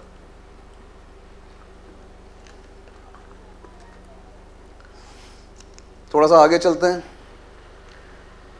तो उनके बहरजी नायक के बारे में जानकारी बहुत कम है, पर हमारे इतिहासकारों ने जितना नहीं लिखा है, जितना ग्रैंड डफ ने उनके बारे में लिखा है कि वेशभूषा में तो मैंने कहा बहरूपिया थे, उनके साथ में गोसावी, साधु, बैरागी, जो उस समय उस समाज में हमारे स्वामी रामदास समर्थ भी, उनके भी लोग जो फॉलोअर्स थे वो भी घूमते थे पूरी उस इलाके में, उस क्षेत्र में। ज्योतिषी, मनोरंजन करता, इन ऐसे ऐसे रूप लेके इनके लोग जाते थे उनके खेमे में या उनके इलाकों में। और हर लड़ाकू दल में, जैसे अगर 100 लोगों का दल होता था शिवाजी का, जो घुड़सवारी करके अगर युद्ध करने जा रहा है या एक रेड करने जा रहा है, उसमें कम से कम 8 या 9 आदमी उनके ये गुप्तचर संगठन के सदस्य होते थे, जो पहले एडवांस पार्टी की तरह वहाँ जाके वहाँ की जानकारी ले आते थे। ये उनका एक टैक्टिक था। ग्रैंड डफ ने जैसे लिखा है सबसे बड़ी ताकत थी, मतलब ये क्या है कि हमारे लोग जब लिखते हैं तो लोग कहते हैं कि आपने बढ़ा चढ़ा कर लिखा है, तो एक गोरे ने लिखा है उनके बारे में कि बहरजी नाइक और शिवाजी द्वारा बनाई गई उनकी टीम उनकी सबसे बड़ी ताकत थी। और आश्चर्यजनक काम इतने किए कि गोरों को ये पता नहीं चला कि ये कैसे उन्होंने हासिल किया। कई बार तो शाइस्ता खान ने बोला था कि Shivaji has divine powers. Grand डफ लिखता है कि उनको ऐसा लगा कि माँ भवानी ने उनको वरदान दिया है और इसलिए वो उनको ये सब करने की क्षमता थी। बिल्कुल वरदान दिया था, पर उनकी अपनी बुद्धिमत्ता भी थी। ये प्रणाली को, इस प्रणाली को तैयार करना, जहाँ उसकी कोई, इसके पहले कोई इतिहास में हमें तो नहीं पता कि इसके ऐसा कोई होता था। थोड़े बहुत मैं आऊँगा, आदिल शाह और निज़ाम शाही की भी ऐसे एक संगठना होती थी, पर उनकी किस लिए होती थी ये भी बताऊँगा। युद्ध के लिए नहीं थी वो गुप्तचर संगठना, वो किसी और चीज़ के लिए थी। तो बहरजी नायक और शिवाजी का ये बहुत बड़ा एक यहाँ एक कहूँगा मैं उपलब्धि भी है और एक कंट्रीब्यूशन है गुप्तचर संगठनों के बनने में। उस समय से अभी 350 साल हो गए हैं। आजकल की संगठनाएं भी बहुत सी ऐसी चीज़ें अपनाती है और उस टैक्टिक्स को फॉलो करती है। तो आज के लिए क्या सबक है उस गुप्तचर संगठनों से, जब आप देखा कोई जो एक उनके जो टैक्टिक्स थे या हाइलाइट्स थे, उसमें एक ये है कि नागरिकों को शामिल करना। राज्यकर्ता जो होता है, जो पॉपुलर होता है, वो समाज को अपने प्लान में शामिल करता है, वो कभी समाज को दूर नहीं रखता है। समाज अगर आपके साथ होगा तो आपको युद्ध करने की ताकत आपकी 10 गुना हो जाएगी। अभी अंग्रेजी में आजकल गुरिल्ला टैक्टिक्स के बारे में कहते हैं the centre of gravity is the people. किसी भी इस काउंटर इंटेलिजेंस या काउंटर इंसर्जेंसी में लोग ये कहते हैं, जैसे कश्मीर में इंसर्जेंसी इतने सालों से थी, 1990 से लेकर 2020 तक समझ लीजिए, या नॉर्थ ईस्ट में 1956 से चल रही है। तो हमेशा इंडियन आर्मी का ये एक प्रयास रहा है कि वैम, winning the hearts and minds of people. तो ये कहाँ से आया टैक्टिक? ये शिवाजी महाराज ने वो किया था उस समय। और वो गुप्तचर संगठन सिर्फ जानकारी के लिए नहीं थी, वो ये भी लाते थे कि क्या लोग नाखुश हैं, कोई किसी को ऐसा लगता है कि इनजस्टिस हुआ है, ये भी जानकारी आती थी कि जनता में कोई रोष तो नहीं है। ये जानकारी भी ये गुप्तचर संगठन लाती थी।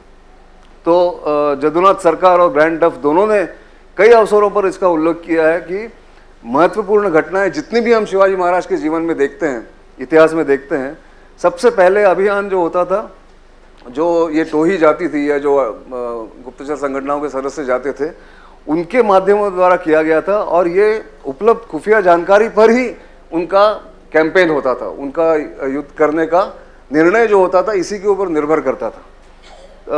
जैसे मैंने कहा कि सरकारी जाप्तियों या आंतरिक तोड़फोड़ को रोकने के लिए कोई भी अगर आपको उपाय करने होंगे तो उसके लिए भी आपको जानकारी चाहिए कि क्या कोई कलह हो रहा है, कोई लोग नाखुश हैं, तो ये जानकारी भी उनके पास से आती थी। और सबसे बड़ी बात थी कि समाज के सभी वर्गों को लेकर उन्होंने राज्य किया था। जैसे कोकचे जी ने कहा कि वहाँ पे सोशल इंजीनियरिंग उन्होंने उस समय में किया, तो इसलिए किया कि वो आई थिंक मराठी में वो एक हमारा एक प्ले है बाबा साहेब पुरंदरे का, जानता राजा, जो बिल्कुल एक वाइज मैन जिसको कहते हैं, वाइज किंग, तो वो शिवाजी महाराज थे। और उसमें मेरा ये मानना है कि गुप्तचर संगठन जो सिर्फ गुप्तचर जानकारी के लिए नहीं थी, पर ओवरऑल एक well being of the state, nation state के लिए जो जानकारी आती थी उनके द्वारा आती थी, उसका बड़ा कंट्रीब्यूशन रहा है, बहुत बड़ा उसमें उन्होंने कंट्रीब्यूशन किया हुआ है। इसलिए आज का ये एक विषय मैं थोड़ी सी जानकारी यहाँ वहाँ से लेकर और फिर इसकी स्टडी कर कर कई लोगों से बात कर कर मैंने आपके सामने रखने की कोशिश की है शिवाजी के बारे में। अब आते हैं मुगल और आदिल शाही गुप्तचर प्रणाली के ऊपर, क्योंकि श्रीनिवास जी ने मुझे कहा था कि समकालीन शासकों की गुप्तचर संगठनाओं पर बात कीजिए, सिर्फ शिवाजी के गुप्तचर संगठना पर नहीं। तो ये भी थोड़ा सा मैंने प्रयास किया है कि मुगलों का शासन आपको सबको पता है कि इंडियन सब कॉन्टिनेंट में वो पूरा फैला हुआ था, और गुप्तचर संगठना नहीं थी उनकी स्ट्रिक्टली, जैसे शिवाजी महाराज की थी वैसे नहीं थी। उनकी जो संगठना थी वो संचार प्रणाली के लिए थी, कि कम्युनिकेशन कैसा हो, कि वो जानकारी अगर आपको पंजाब से, मतलब अभी जो पाकिस्तान में पंजाब है वहाँ से दिल्ली जानकारी आनी है, या वहाँ से आदिल शाह दक्कन में अगर उसकी जानकारी लानी है, तो उसके लिए आपकी प्रणाली होनी पड़ेगी। तब तो कोई टेक्नोलॉजी थी नहीं, तो उसके लिए उनके पास वो बारिद होते थे दो प्रकार के। एक होते थे पैदल धावक, जो शॉर्ट डिस्टेंस में जानकारी ले जाते थे, मैसेज ले जाते थे, और दूसरे थे घुड़सवार। और हर बस्ती के बाहर ये लोग रहते थे, खेमे में 1 या 2 ठिकानों पर ये बारिद रहते थे, और वहाँ की जानकारी इकट्ठा करके एक रिले करते थे कि अगर आप संगरूर से पटियाला आए, पटियाला से कुरुक्षेत्र आए, कुरुक्षेत्र से दिल्ली आए, ऐसे करते हुए वो इंफॉर्मेशन रिले करते थे, और एक के पीछे एक घुड़सवारों को भेजते थे जानकारी देने के लिए। तो ये गुप्तचर नहीं थे, पर इंफॉर्मेशन के लिए थे। तो ये हायरार्की इनकी जो ऐसी थी कि एक ब्यूरो उन्होंने बनाया हुआ था, वो ऐसे 1, 2, 3, 4 उन्होंने बनाए थे। तो गुप्तचर जो होता था वो सबसे नीचे वाला होता था, पर उनके लिए सबसे बड़ा जो होता था वो वाकई नवीस और स्वाही नवीस, ये जो होते थे इनको रेवेन्यू इकट्ठा करने के लिए पैसा चाहिए था उनको, और जो लगान लगाते थे लोगों के ऊपर, वो कौन नहीं दे रहा है, कौन दे रहा है, उसका हिसाब रखने के लिए इन सबको उसका उपयोग किया जाता था। तो मेवाड़ धावक हैं, स्थानीय संदेश वहाँ के जो शॉर्ट डिस्टेंस में जाते थे। डाक चौकियाओं का यहाँ पे इन्होंने इंट्रोडक्शन मुगलों ने किया कि बड़े शहर तो नहीं होते थे, बड़े जो एक सेटलमेंट्स होते थे, उनके बाहर एक डाक प्रणाली और डाक चौकियों का उन्होंने वहाँ पे स्थापना की, और उनके द्वारा उनके पास जानकारी आती थी। जो डाकिया थे वो जानकारी लेके आते थे। तो धीरे धीरे उसमें फिर वो कई बार ऐसे भी होता था एक दूसरे के खिलाफ शिकायत करना, अगर आपको ये आदमी पसंद नहीं है तो उसके बारे में शिकायत करना। अब राजा वहाँ बैठा हुआ है या उनका सुल्तान वहाँ बैठा हुआ है, उसको कुछ पता नहीं है, जो जानकारी आ गई उसके ऊपर आपने कार्रवाई कर ली, तो ऐसा करते थे। तो बारिद जो थे पूरे सल्तनत में फैले हुए थे, वो सभी के बारे में जानकारी एकत्र करते थे, सिर्फ लोगों के ऊपर नहीं, प्रशासनिक अधिकारी जो उनके छोटे मोटे सूबों में जो लोग होते थे जो वहाँ पे राज्य करते थे उनके बारे में, व्यापारियों के बारे में, यात्री जो आते थे, ये बिल्कुल फैक्चुअल रिपोर्ट, तथ्यात्मक रिपोर्ट लिखते थे। और साप्ताहिक या फोर्टनाइटली ये रिपोर्ट सुल्तान को या मुगल बादशाह को पहुँचाया जाता था। अगर कोई बहुत ही ज़्यादा आवश्यक जानकारी होती थी तो घुड़सवारों को भेजा जाता था, अन्यथा पैदल सैनिक जो अपनी मार्च करके 8-8 दिन का 10-10 दिन का मार्च करके वहाँ जाते थे। ये तो काफ़ी विस्तृत व्यवस्था थी। सम्राट अकबर के बारे में कहा जाता है उन्होंने ये व्यवस्था प्रारंभ की, समाचार पत्र बनाए, जो हाथ से लिखे हुए पत्र सबको जाते थे, और ये गतिविधियों का वहाँ बाकायदा नोट होता था या नोंद होती थी उसकी, और फिर उसका विश्लेषण करने के लिए एक अलग काम सौंपा जाता था एक 4-5 लोगों को। तो वहाँ से 2 पहलू थे, बारिद और वाकनविस जो होते थे वो निगरानी रखते थे उसके ऊपर।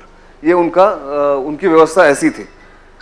उससे पहले आदिल शाही में भी वो आदिल शाह की जो फौज थी वो बहुत स्लो थी, शिवाजी जैसे उनकी स्विफ्टनेस नहीं थी, या बहुत दूर दूर तक एक दिन में वो जा नहीं पाते थे, फुर्तीले नहीं थे।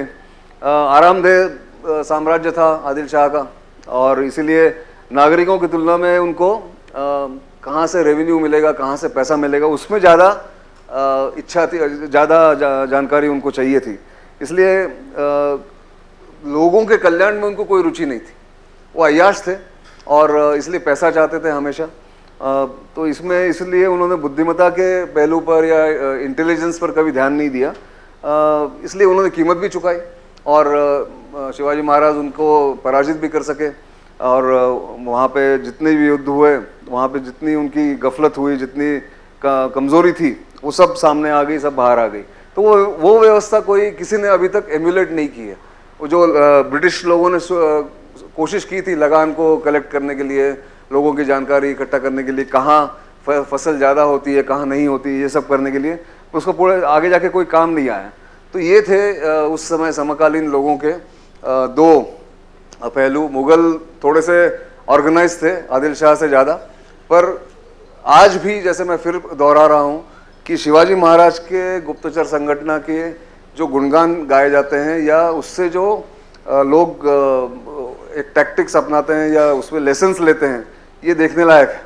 और इसीलिए मैं सौभाग्य समझता हूँ अपना कि आज 350 साल में जो राज्याभिषेक का आज से 350 साल पहले राज्याभिषेक हुआ था, उस दिन श्रीनिवास जी ने मुझे ये मौका दिया यहाँ आने का, बात करने का।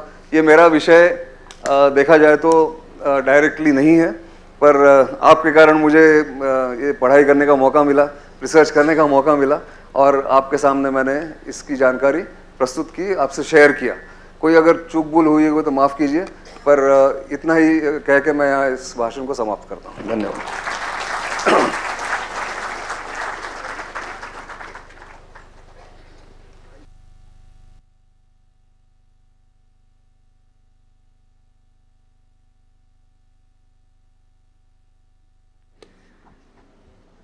बहुत धन्यवाद गोखले जी।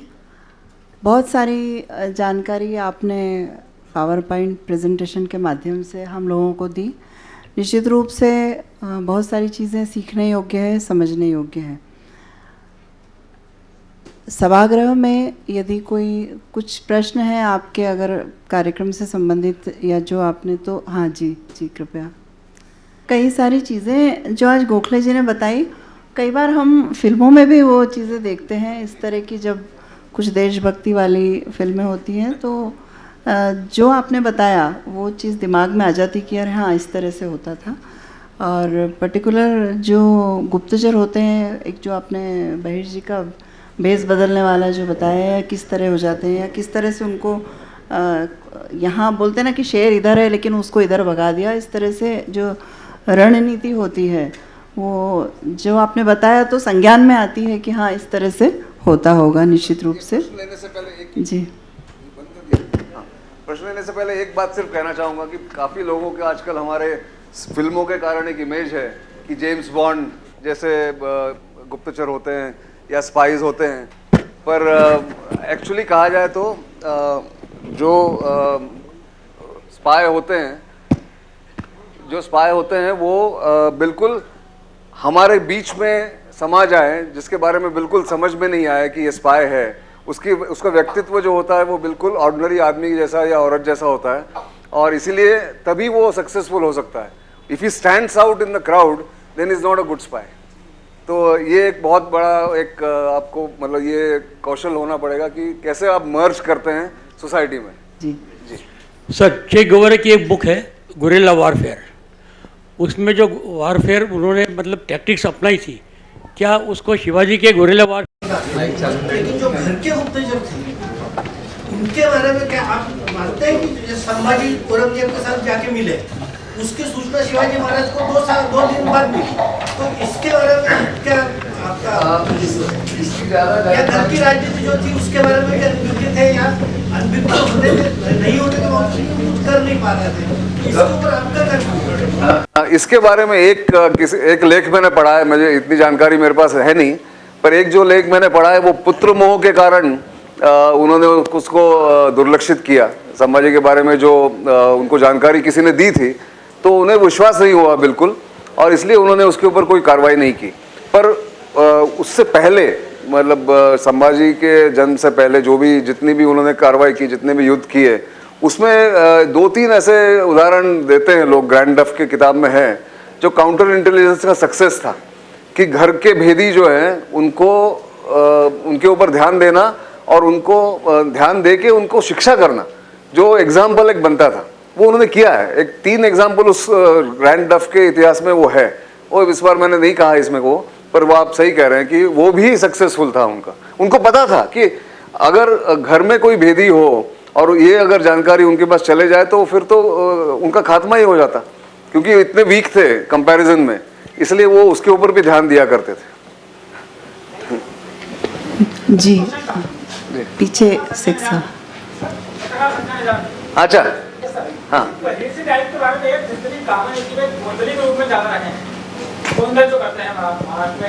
हाँ बड़ी भूमिका रही है जी। एक बात। हाँ। दूसरा ये था कि जो हरकारे हुआ करते थे मुगल के, कहीं ना कहीं उनकी बहुत अच्छी शिका कमान ये संभालते हैं या लाहौर की कमान ये संभालते हैं, हमेशा यही जाते हैं जी। तो इसके ऊपर उनका बड़ा नियंत्रण था। इस मामले में कुछ हो तो बताएं डिटेल्स में। ये मैंने स्टडी नहीं किया, बट देखिए मैंने स्टडी की थोड़ी सी, बस इसलिए मेरा क्वेश्चन था। आपने किया है तो आप बताइए लोगों को क्या मैंने सिर्फ इतना जानना चाहता कि उस वक्त मतलब बहीर जी को 2 मोर्चों पे खास तौर पर लगाया गया था। तो वो गोंदली के रूप में जाते थे कहीं भी, वो जो आप आम पब्लिक में घुस के वो जानकारी निकाल, गोंदली टीम अपना काम करती थी, वो अपना काम करके निकल जाती। बिल्कुल एक बात। और दूसरा कि उनके पास हर हरकारे की जानकारी हुआ करती थी कि कौन कहाँ से कहाँ चलता है, कहाँ है। वो कहीं भी रहे, वो हिंदुस्तान के कोने में रहे, लेकिन वो लाहौर से कोई चला है तो उनके पास जानकारी होती थी। पता नहीं ये तो ये नहीं, तो इसीलिए तो उन्होंने देखिए आगरा से जो शिवाजी महाराज छूट के आए थे या वहां से निकल सके जी, ये और उनका कंडीशन, प्री कंडीशन क्या दिया था औरंगजेब ने कि आप सिर्फ 150 लोगों को ले आएंगे, आगरा आएंगे, उससे ज्यादा आप लोग नहीं लाएंगे जी। पर उन्होंने क्या किया, आगरा ठीक है 150 लोग ले गए, पर पूरे रास्ते भर बहर जी उनके पीछे पीछे थे और वो सबको उन्होंने प्लान करके रखा था अलग अलग जगहों पे। जो जितने भी धर्मशाला थे, गोसावी के मठ थे, स्वामी समर्थ रामदास स्वामी के जो जितने मठ थे उसमें लोगों को अपने रखा था। इसलिए जब वो वहां से निकले आगरा से तो 700 मील जो औरंगजेब के कंट्रोल में जो क्षेत्र था उसमें से कैसे आए वो बच के, क्योंकि ये सब थे वहां पे। ये इसके बारे में उन्होंने सोच के रखा था कि मैं जाऊंगा, मुझे वहां बंद करके रखेंगे, बंदी बना के रखेंगे, पर अगर कभी निकलने का मौका मिला तो अगर मुझे भागना है तो कहाँ भागूंगा, कहाँ जाऊंगा, कहाँ छुपूंगा, ये सब उन्होंने तैयारी की थी। तो एडवांस इंफॉर्मेशन कि 4 वार्न्ड इज 4 आर्म्ड। आजकल बहुत बड़ी बड़ी टैक्टिक्स के लोग बात करते हैं, उन्होंने वो प्रैक्टिकली करके दिखाया कि 4 आर्म मतलब 4 वार्न्ड इज 4 आर्म्ड। आपको ऑलरेडी जानकारी है कहाँ जाना है, कहाँ छुपना है, आपको फिर ढूंढने की जरूरत नहीं थी, ये उन्होंने दिखाया हुआ है। ठीक sir, thank you. Sanjay ji विशेष योग्यता है, डिस्टिंक्शन वाले स्टूडेंट हैं, इसलिए इन्होंने अतिरिक्त प्रश्न पूछे। और कोई है जिनके यहाँ सवाल है? जी कीर्ति राणा जी। मेरा नाम कीर्ति राणा है और मैं भी आप ही की तरह पत्रकार हूँ जी।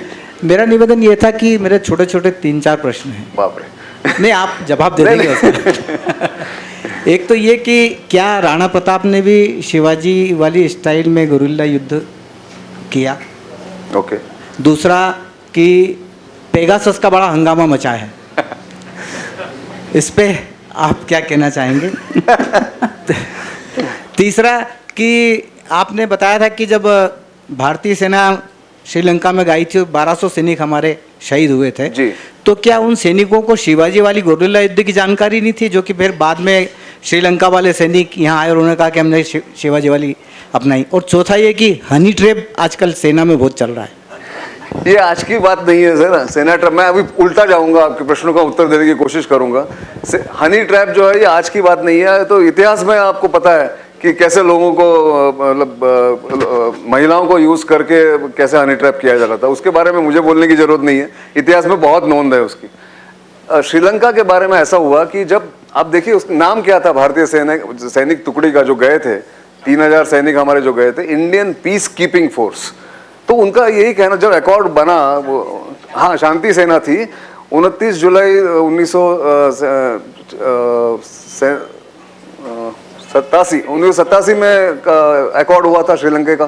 तो तुरंत वो जब गए वहां पे, उनका एक ही काम, उनको बताया गया था आपका काम है इनके पास से वो आर्म्स ले लेना और वहां पे पुलिस का काम करना, पुलिस जैसा काम करना। पर उनको कहाँ पता था कि वो रेडी थे LTT वाले की इनके ऊपर पलटवार करेंगे, तो इसलिए वो गलती हुई। हम तो काउंटर इंसर्जेंसी या गुरिल्ला वॉरफेयर नॉर्थ ईस्ट में कर ही रहे हैं, या उसका मुकाबला कर रहे हैं, उसका सामना कर रहे हैं 1956 से। तो ऐसी बात नहीं कि भारतीय सेना के पास वो स्किल नहीं था, पर देखो आपके पास ऑब्जेक्टिव होता है। Military, any military campaign has to have a political objective, and objective जिसको बोलते हैं, कि आप युद्ध शुरू तो कर सकते हो पर युद्ध खत्म कहाँ करना ये आपको सबसे पहले तय करना पड़ेगा। अफगानिस्तान में जो अमेरिका की हार हुई है, वियतनाम में जो हार हुई, वो किस लिए हुई? कि उनको पता ही नहीं था कहाँ ख़त्म करना है, what to call success, which stage is successful, ये पता नहीं था उनको। इसलिए एंड ऑब्जेक्टिव, और हमेशा पॉलिटिकल ऑब्जेक्टिव जब तक नहीं हो तब तक आपको युद्ध करके कोई फायदा नहीं है। युद्ध का मतलब ही है कि आप उसको कर रहे हो कुछ पॉलिटिकल ऑब्जेक्टिव हासिल करने के लिए, तो ये हुआ नहीं था तब उस समय। दूसरा प्रश्न आपने कहा पेगासस का था। पेगासस का तो ऐसा है कि पेगासस मेरे इसमें भी हो सकता है। मैं आपको एक बात बताऊं, मैंने मेरे दोस्तों से गुप्त कर सकते हैं, मैं तो ये समझ के चलता हूं कि मेरा फ़ोन कॉम्प्रोमाइज्ड है, तो कोई भी सीक्रेट बात करनी हो या ऐसे लगता है कि ये बात किसी के बारे में करनी हो तो मैं फ़ोन पे कभी बात नहीं करता हूँ, मिल के बात करता हूँ। ये मैं अपने दोस्तों से सीखा हूँ जो गुप्तचर संगठनों में है। उन्होंने कहा है कि अगर आज भी अगर आपको कोई सीक्रेट बात करनी है, नथिंग इज सीक्रेट ऑन ये अपने इलेक्ट्रॉनिक कम्युनिकेशन पे। ये आपका ईमेल जो है अमेरिका वाले सुन रहे हैं, पढ़ रहे हैं, क्योंकि सर्वर पूरा आपका वहाँ पे है। कोई भी ईमेल आप कर लीजिए, वो कहीं भी उसको ट्रैप कर सकते हैं। आपका फ़ोन आप समझ लीजिए कि बिल्कुल सिक्योर नहीं है। आप समझते हैं व्हाट्सएप एनक्रिप्टेड है, सब कुछ है, ऐसा कुछ भी बात नहीं है। इसलिए वो जानकारी मतलब आपके दिमाग में रख के उस तरह से आप कार्य करिए। अगर आपके पास छुपाने के लिए कुछ नहीं है तो फ़ोन पे बात करिए, अगर है तो फिर नहीं करिए, ऐसा है। तो पेगासस हो नहीं हो, ये एक बेसिक एक हाइजीन जिसको कहते हैं गुप्तचर संगठनों में होता है। कभी फ़ोन पे बात नहीं, इलेक्ट्रॉनिक ट्रेल कभी नहीं रखते हैं आजकल के ज़माने में। और पहला प्रश्न क्या था? नहीं, वो भी मैंने स्टडी नहीं किया, बट राणा प्रताप ने कोशिश की। देखिए राजस्थान में मारवाड़ में बहुत संघर्ष हुआ, राणा प्रताप ने बहुत संघर्ष किया, पर जब उन्होंने देखा कि मुगलों का एक टैक्टिक जो था, ये पूरे क्षेत्र को जला देते थे, पूरी लूटपाट करते थे, तो उन्होंने सोचा कि ये लूटपाट से हमारी पीढ़ियां रहेंगी नहीं, तो थोड़ा सा कॉम्प्रोमाइज़ कर लेते हैं। तो कुछ लोगों ने वो कर लिया। यहाँ पे वो उसकी बिल्कुल एक वहाँ पे कोई गुंजाइश ही नहीं थी महाराष्ट्र में, क्योंकि छोटा सा वो क्षेत्र था शिवाजी का, और उनको उसका इतना बड़ा उनके पास ना गढ़ थे तब पहले, ना उनके पास संपत्ति थी, ना पैसा था, इसलिए उनको ये करना पड़ा। राणा प्रताप ने ज़रूर किया, संघर्ष किया, काफ़ी उन्होंने कोशिश भी की मुगलों को रेजिस्ट करने के लिए, पर ये टैक्टिक्स एग्जैक्टली मैंने पढ़े नहीं है इसके बारे में। सर्जिकल स्ट्राइक पे जो राजनीतिकरण किया गया उसको आप क्या मानते हैं? अब राजनीति देखिए, मैंने इसके ऊपर किताब लिखी है, इसके ऊपर मेरे अच्छा, मैं और एक जानकारी आपको बता दूं जो बहुत कम लोगों के, शायद किसी को ही नहीं पता होगी, मैं ज़्यादा इसके बारे में बोलता नहीं हूँ। उरी फिल्म जो बनी थी उसकी पूरी कहानी, वो इतने जो ड्रामेटिक किया था, फिल्मी जो किया था वो नहीं, पर जो बेसिक उसका जो कॉन्सेप्ट था वो पूरी मेरी किताब से चुराया हुआ था। और मैं इसलिए कह रहा हूँ चुराया हुआ था क्योंकि मैंने रॉनी स्क्रूवाला को सू किया था, उसके ऊपर केस की थी, उसका मुझे मुआवजा भी मिला वो करने, क्योंकि मेरे स्टोरी को उन्होंने चोरी किया था, उसके ऊपर बना। उन्होंने 200 करोड़ बनाए, मैंने बहुत कम बनाए बट जो भी है, तो ये बात है। अभी आपने जो कहा था पॉलिटिकल ऑब्जेक्टिव होता है युद्ध का जी, तो वर्तमान में जो 2 युद्ध चल रहे हैं, यूक्रेन और रशिया और इजराइल और हमास, इसमें कोई इस तरह का पॉलिटिकल ऑब्जेक्टिव है क्या? मुझे पर्टिकुलरली यूक्रेन और रशिया के केस में तो कोई अंत होता दिखता नहीं है। अंत हो नहीं रहा है, पर देखिए रशिया का क्या था, रशिया ने कम से कम 15 साल से नेटो को और अमेरिका को कहा था कि आप हमारे सीमा पे नेटो को मत लाइए, नेटो का एक्सपेंशन मत करिए, और ये 1996 में ये तय हुआ था कि ये नहीं करेंगे। तो ये बढ़ते गए, आगे बढ़ रहे थे। यूक्रेन में उन्होंने तख्ता पलट किया, जो प्रो रशिया का जो प्रेसिडेंट था उसको उसका तख्ता पलट करके pro American, pro western Zelensky को लाया, और फिर उन्होंने कहा कि अभी यूक्रेन को नेटो में ज्वाइन कराएंगे। इसका मतलब क्या था? रशिया का रेड लाइन एक ये है, Russia's red line is this, that NATO should not be at my door step. तो इसलिए उन्होंने अभी जो हासिल कर लिया है दैट इज इनफ। अगर कल को युद्ध विराम करते हैं तो वो तैयार है करने के लिए। डोनबास नदी जो है, डोनबास क्षेत्र जो है, और उस तक उन्होंने पूरा अपना हासिल कर लिया है। ईस्ट यूक्रेन जो है, वो जितना क्षेत्र उन्होंने ले लिया उसके लिए उनके काफ़ी है, क्यों बफर बन गया, सीमा यूक्रेन और रशिया सीमा के बीच में बफर बन गया, उनके लिए काफ़ी। पुतिन का ये ऑब्जेक्टिव था। अब इजराइल वाले में ऑब्जेक्टिव यही है कि रिवेंज है, क्योंकि देखिए हॉलोकॉस्ट के बाद, दूसरे महायुद्ध के पहले जो ज्यूज को मारा गया था, उसके बाद सबसे बड़ा एक दिन का उनका अगर लॉस हुआ है जूस का, तो वो 7 अक्टूबर को हुआ है। तो ये तो वो उनके मतलब अस्तित्व पे ही उसकी अब उसके संकट आ गया, इसलिए वो कर रहे हैं। और नेतन्याहू का खुद का पॉलिटिकल सर्वाइवल भी इसमें शामिल है, तो इसलिए वो किसी की बात नहीं सुन रहा है कि हम नहीं करेंगे जब तक हमास को पूरी तरह से ख़त्म कर नहीं देते हैं। तो हमास ख़त्म करना इतना आसान भी नहीं है, क्योंकि सभी उनको हेल्प कर रहे हैं, ईरान कर रहा है, लेबनान कर रहा है, सभी कर रहे हैं। तो उसमें पॉलिटिकल ऑब्जेक्टिव एक ही है, रिवेंज। ये मुश्किल है। एक्सक्यूज जी, या आपने 3 नाम लिए, RAW और MI5, और लेकिन मोसाद का नाम उसमें नहीं आया इस क्वेश्चन के साथ नहीं। तो क्या उनकी टैक्टिक्स इस मामले में हमारे से मिलती जुलती रही हैं और अब वो फेल होती नजर आ रही हैं? Something like that? देखिए, ऐसा ओवर सिक्योरिटाइजेशन किसी नेशन का जब होता है तो then there is always vulnerability.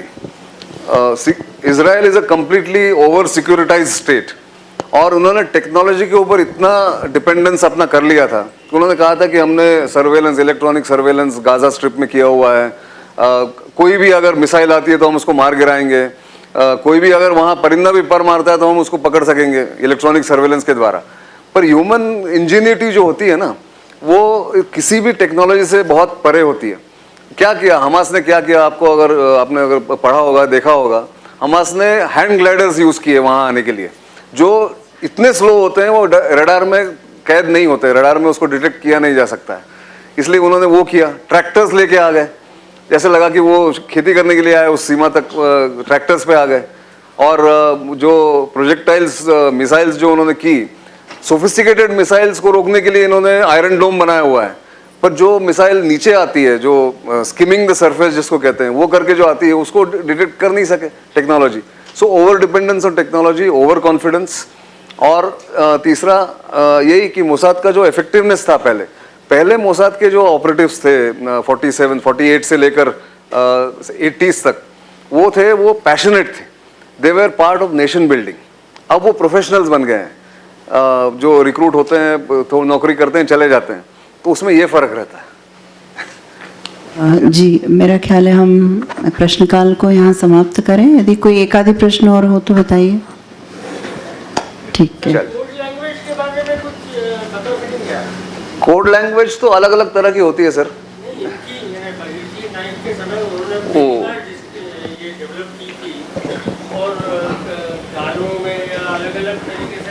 हो सकता है, इतना डिटेल में मैंने स्टडी नहीं किया है, और मैं मतलब ऐसे ही आपको नहीं बताऊंगा कोई जानकारी जो मेरे पास नहीं है।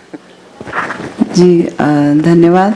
वैसे कीर्ति जी, आपके प्रश्न में जवाब भी उसी में था, सिर्फ 4 शब्दों में, कि सर्जिकल स्ट्राइक का राजनीतिकरण। आपके प्रश्न में आपका जवाब छुपा हुआ था जो कि नहीं होना चाहिए था। बस एक छोटे से धन्यवाद के साथ हम सभा समाप्त कर रहे हैं, और अगले 52 सेकंड्स आपसे मैं और चाहूँगी। तो यहाँ पधारे हुए सभी सुधीजनों का मैं धन्यवाद देती हूँ। डॉक्टर शिवमंगल सिंह सुमन की पंक्तियों के साथ कि पथ के पहचाने छूट गए, पर साथ साथ चल रही याद, जिसका पथ में स्नेह मिला, उस राही को धन्यवाद। आप सभी का, गोखले जी का, आप सबका बहुत आभार। और बस अंतिम 52 सेकंड्स आपसे चाहूँगी खड़े होकर, और उसके बाद हम सभा समाप्त करेंगे।